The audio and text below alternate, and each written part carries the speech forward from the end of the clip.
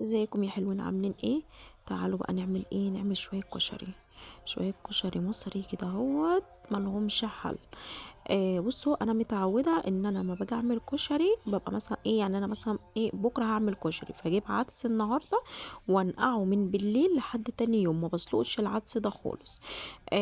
لما بتسلقي العدس الكشري بيعجن منك، انا ما بسلقهوش، انا بنقعه قبلها بيوم وبعد كده وتشوحه بقى مع الشعرية ومع الرز وكده.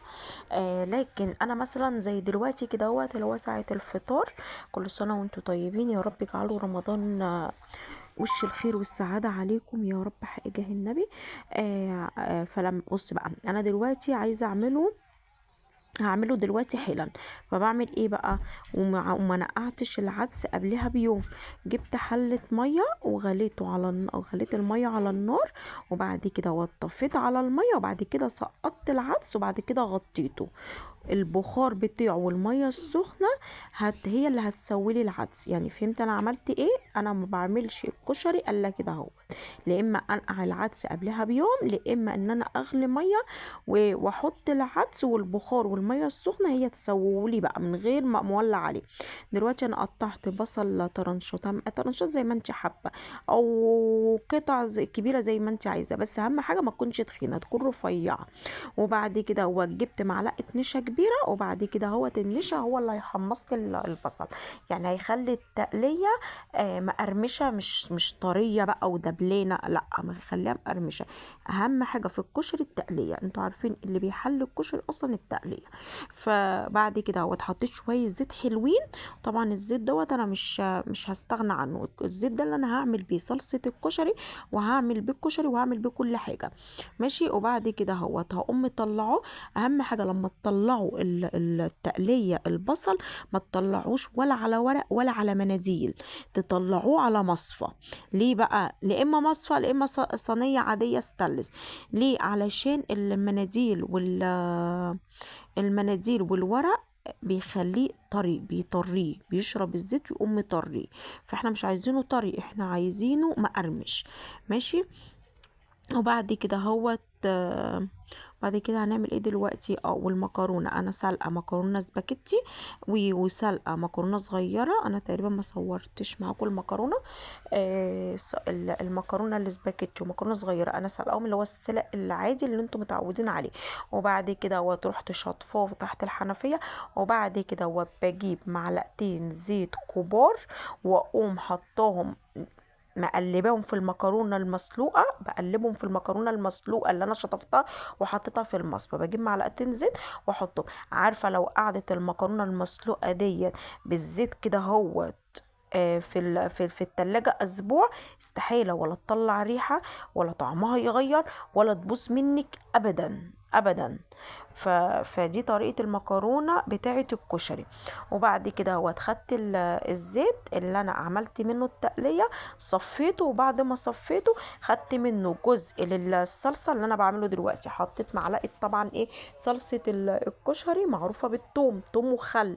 حطيت معلقة ثوم كبيرة في الزيت، وبعد كده حطيت معلقه كزبره، وبعد كده نزلت بشويه الخل، شوحتهم. كل دوت من غير تحمير خالص. بصوا التومه قدامك بيضه، انا ما حمرتوش، انا مش هعمل صلصه فته. صلصة الفتة بتحط لها سمنة وبتحمر التومة، لا انا كله كده هو على بعض، يعني كله كده اهوت على بعض، بقلب على طول وبنزل الحاجه ورا بعض على طول. عايزه اقول لكم الصلصه دي نفعتني قوي. خايفه القوطه لحد دلوقتي ما غليتش يعني الحمد لله، بس فجاه ممكن تغلى، يعني ويقول لك يا قوطه يا مجنونه. عايزه عايزه اجيب تاني بصراحه حبه واشيلهم قبل العيد وهي رخيصه كده. ان هي فعلا نفعتني في كل حاجه. وبعد كده خلينا بس عشان ما انساش، حطينا زيت، وبعد كده حطيت معلقه توم، وبعد كده حطيت معلقه كزبره كله ورا بعض، وبعد كده حطيت شويه الخل. وبعد كده نزلت بالمعلقتين صلصه. صلصه مش طماطم، صلصه، لازم صلصه للكشري.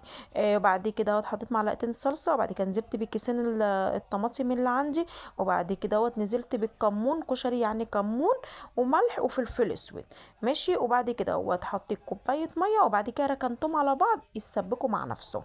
بعد كده دلوقتي انا بعمل ايه؟ بعمل الكشري. هحمر شويه شعريه، حطيت بقيه الزيت اللي انا كنت عامله بالتقليه، وحطيت الشعريه وحطيت ملح.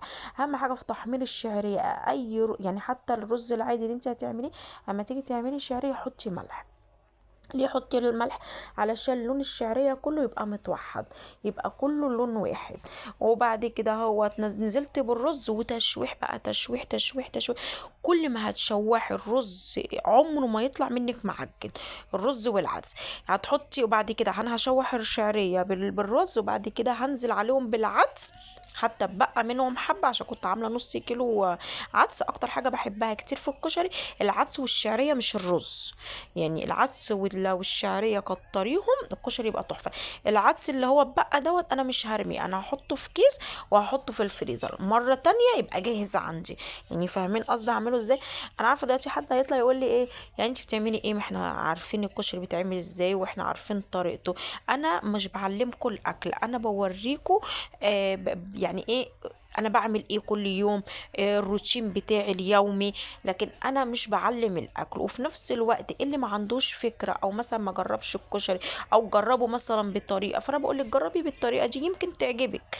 يعني وكمان طريقه سهله جدا جدا جدا جدا جدا، يعني ما فيهاش اي حاجه تغلبك. وبعد كده اهم حاجه في الكشري ما بكترش الميه خالص، ولا حتى في سوى الرز العادي. يعني سوى الرز مش انت بتكتري الرز عقلة عن اللي بتحطي مية اعلى من الرز بعقلة. لا انا ما بعملش كده، في الرز، في الكشري بخليه دوبك اقل من العقله، عشان العدس كله نشويه بينزل ميه فبيعجل لك الكشري. فما تعمليش كده خالص، حبه صغيره يا دوبك بس يسوي لك الكشري. الشطه بقى، في ناس بتعمل الشطه دي على النار، دي بتبهدل الدنيا وبتتعب الصدر وبتبهدل الشقه. لا انا ما بعملش كده خالص. شطه الزيت اللي هي بتاعت المحلات، بجيب معلقتين شطه كده حلوين، وبجيب مع مغرفه صلصه من اللي انا عاملاهم. خلاص الصلصه عندي خلصت وقفلت عليها، وبعد كده تقوم مقلبهم وحط عليهم معلقه الزيت. لو وصلت لحد هنا